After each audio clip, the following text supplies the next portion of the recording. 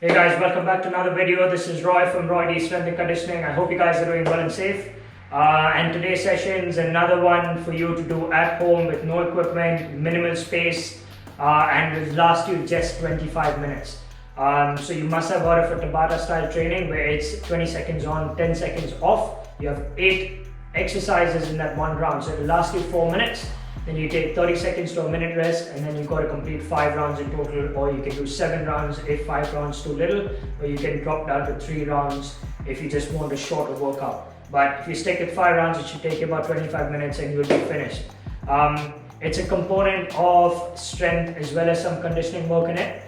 So a good combination of both, that you will hit both sides of the coin. So you're going to get some strength work in it as well as some conditioning work in it. But the main focus of everything is quality movements and focusing on complete stability of the body more than anything else. So we're not looking to injure ourselves, we're just looking at quality movements throughout the whole session.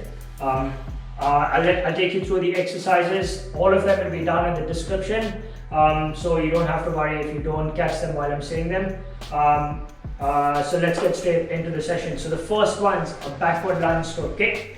Now the variation that I would do is simply a backward lunge to a kick, and then I'll swap legs. So always alternating legs, and then I've got to work my feet so that I move quickly into as I progress through the 20 seconds. It is kind of like a built-in warm-up, so as you progress through the session, the exercises are going to get harder as well. So you don't have to warm up separately, just set the timer and get straight into it. So with this movement in particular, for gold standard for this lunge is you lunge back, your knee should touch the ground, and you have 90 degrees everywhere. So if you watch my trunk to my hip, that is 90. If you watch my knee, it's 90, and back it's 90 as well. So good angles, and from here you kick up, stay completely upright, balance the other leg, and then you're stepping down, and then you repeat the same on the other side. If you struggle for whatever reason to do the backward lunge, you can just simply step and kick and then go on to the opposite side. But if you notice my upper body, it stays again in a completely straight line. So I'm stabilizing everything, stabilizing that foot as I move off, and I am not causing any kind of imbalances. So focus on that stabilization, almost like you're using your foot to grip into the ground. Exercise number 2 is shoulder taps. So this one is a plank. So you start like a push-up position or like a high plank, whatever you like to call it. And from here, release one hand, touch the opposite shoulder, and then you do the same on the other side. So the key with this is you have a wider stance with your feet, because if you stand too narrow, because you don't have a good base of support, you will tend to sway side to side. So if you have a slightly wider stance, it allows you to stabilize that trunk and you avoid that swaying. That's the most key of this movement. If you struggle and you're not strong enough on your shoulders or anything of that sort, just get down to your knees, but make sure you really stabilize that trunk. So it's the same, but I'm simply lifting my knees off the ground or dropping my knees down on the ground. So you go alternate shoulders through the 20 seconds. By now, you should have your lower body all warmed up. You should have your trunk warmed up. You should have your shoulders and your arms warmed up. So now you're getting into the session and pick the intensity up. The next one's a drop jump. So with the drop jump, you start with your feet closing together. It is like a squatting movement where you drop into a squat, touch the ground, and then you will pop back up into that legs together again. So drop and up, drop and up.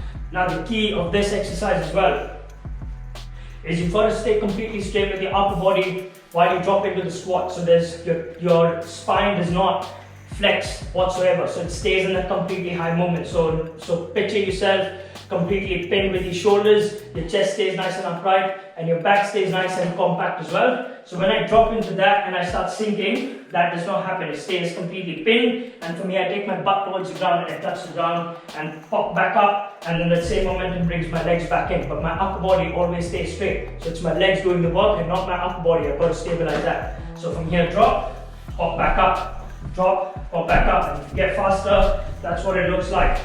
So force your knees out, sit into the space that you created, touch the floor, and then pop back up.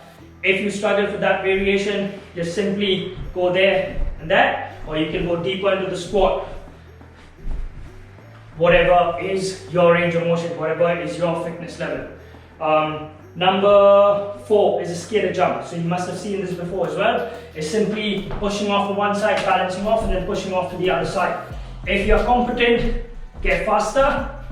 If you struggle with this movement, it's about, again, the balance of coming onto one foot. So one foot, get your balance, push off. Push off. So you do not have to rush through the movement. It's about holding your balance. It's about keeping that stability throughout the motion. So from the side again, if you notice, my upper body stays completely straight. I'm not pushing over, losing my balance, using my glutes, using my entire body, lower body to grip into the ground and control myself. So focusing on the quality of that. If you struggle with jumping back and forth, just simply the controlled motion is more than enough. The next one's a push-up into opposite knee to elbow ab exercise. So you push up, back up, then your right knee goes across to your left elbow, and then to the other side. And then you push up again. And you go through that for the 20 seconds. If you struggle to do that, instead you push up, you can simply come up on your knees, and even if you go half, just there, that's fine, back down on your knees, and then go through the motion. So it's about constantly moving through the 20 seconds, but regress and progress depending on what your level is. The next one's Plyo Lunges. So back in the lower body and back into an explosive exercise. So it is a lunging movement, but you're going to explode up using your hips as you drive up. So like we did that, this time we're going to pop up and land on the other side, and then we pop and land on the other side. Now if you're competent enough and your fitness level is good, by all means just go to that, popping up and down. This one gets nasty very quickly.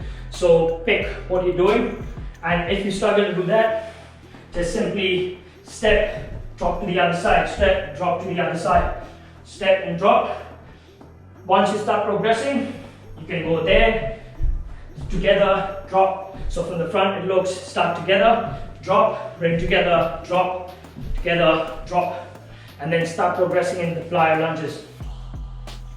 Your 7th is a mixed mountain climber. So you must have done a mountain climber before, seen this definitely before. So you go 2 straight, 2 to the side, and 2 across. That makes it 6, and then you start again. So 1, 2, 3, 4, 5, 6. And you start again 1, 2, 3, 4, 5, 6. Do that for the entire 20 seconds. If you struggle doing the quicker variation, just simply go 1, 2, 3, 4, 5, and 6. But again, stabilizing that. So you don't want to stay there and do that. You want to get down and keep your shoulders and your wrist in one line. And from here, stabilize everything, slow the motion down, and you complete the movement. If you're doing it right, you should feel a real burn on your shoulders, you should feel a real burn in your trunk. If you're feeling it on your lower back, you're starting to sink, so you've got to really engage that. And the last one is a sprawl. This one's the hardest, that's the reason it's kept last. And it's a combination of quite a complex movement. So if you are really tired, really now it's time for you to focus. And this is another real good thing for your brain as well. It's a brain exercise. Because when you're fatigued, your brain is not getting a lot of glycogen, and now it tends to do things because it cannot think right. So for you to really push yourself and concentrate on that motion, to do the movements well.